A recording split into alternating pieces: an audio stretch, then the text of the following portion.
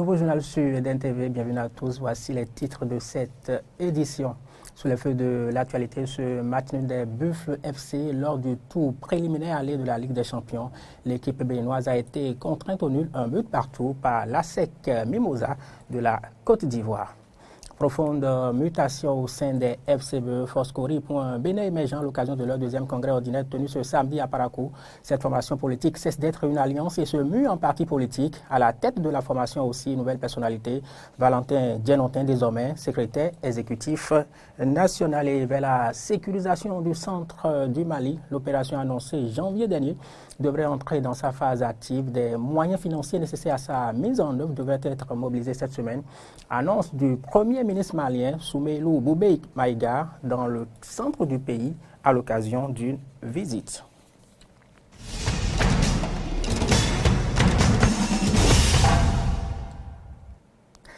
Voilà pour les titres, cela n'arrive pas souvent, mais on ouvre ce journal par des nouvelles sportives.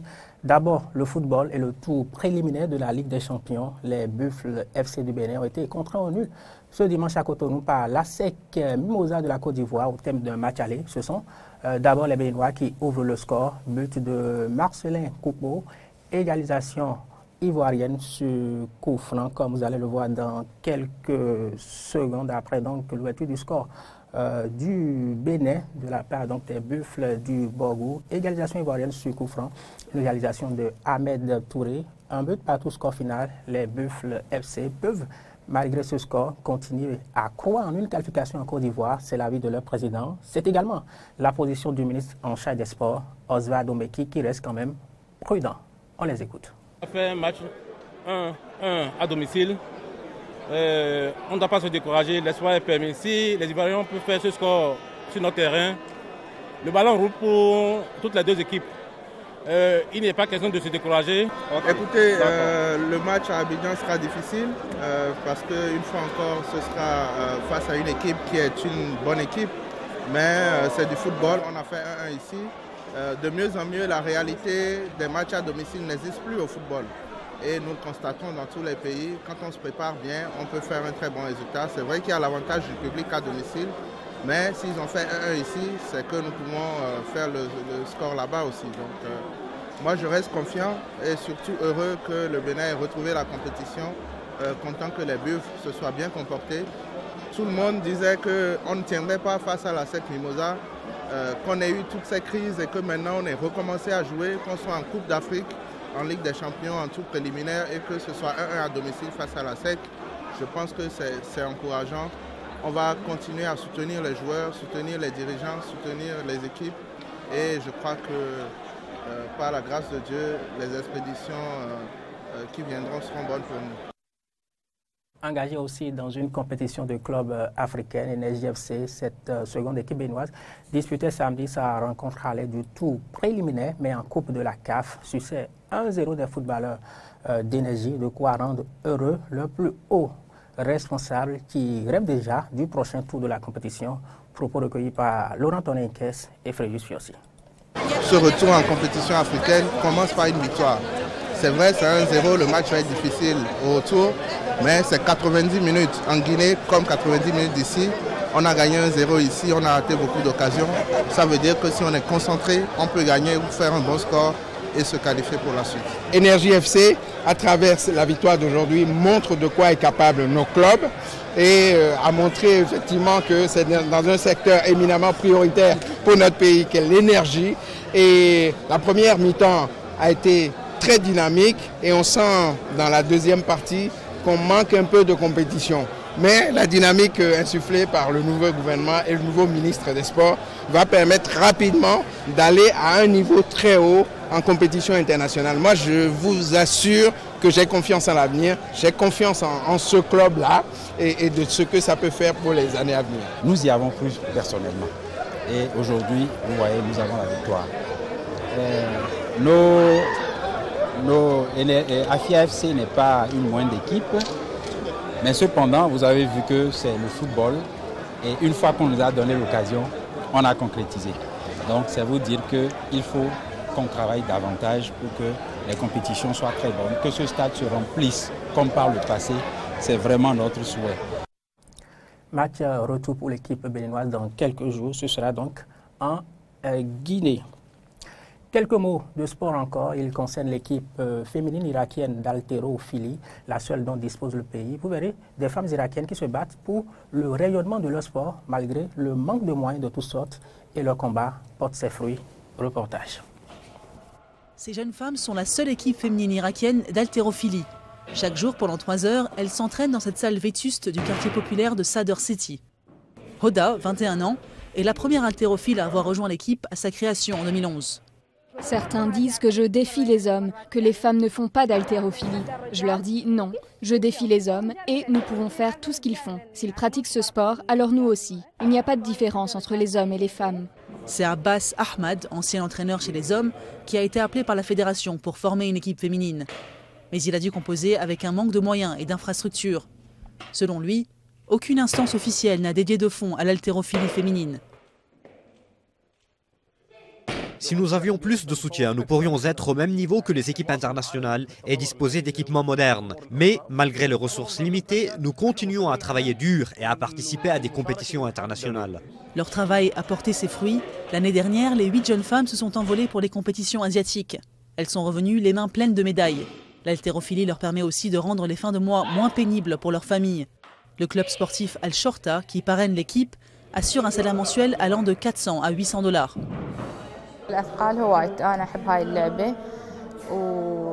J'adore l'haltérophilie et grâce à ce sport, je gagne un salaire pour ma famille et moi-même. Et dans ce gymnase ici, nous sommes devenus des championnes. La future génération de l'équipe se prépare déjà. Ses plus jeunes membres rêvent de participer un jour aux Jeux Olympiques. Environnement, ce devrait être un bas-fond, c'est aujourd'hui une décharge. Il s'agit d'un site de Weiho à Cotonou. C'est la conséquence de la surabondance de déchets ménagers que connaissent les structures de collecte des ordures. C'est donc tout le système de collecte de ces déchets qui pose aujourd'hui problème, un problème que devrait résorber la mise à la disposition de certaines communes de camions et équipements de ramassage d'ordures, comme le précise Antoinette Savour. Comment l'esprit humain peut-il s'accommoder de tant de déchets à ciel ouvert? C'est pourtant le cas ici à Weiho, en plein cœur de Cotonou, où un site de décharge sauvage d'ordures a été érigé.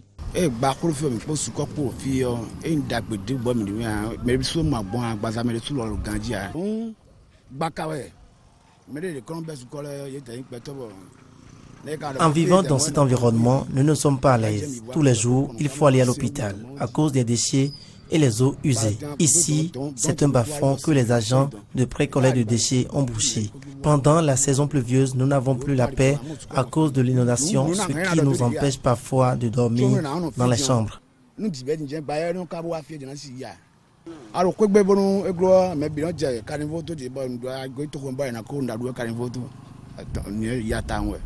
Pourquoi l'organisation de la collecte des déchets demeure-t-elle un casse-tête aux autorités de la ville? En visite sur le lieu des décharges, Évariste Kassa, responsable d'une structure de pré-collecte de déchets, nous donne quelques explications. Depuis décembre 2016, les ordures que nous pré-collectons dans les ménages ne sont plus envoyées pour des raisons que nous autres, acteurs à la base, nous ne pouvons réellement expliquer. Parce que les collecteurs entreprises ne viennent plus chercher les ordures pour aller à Wessel. Le point de regroupement est débordé.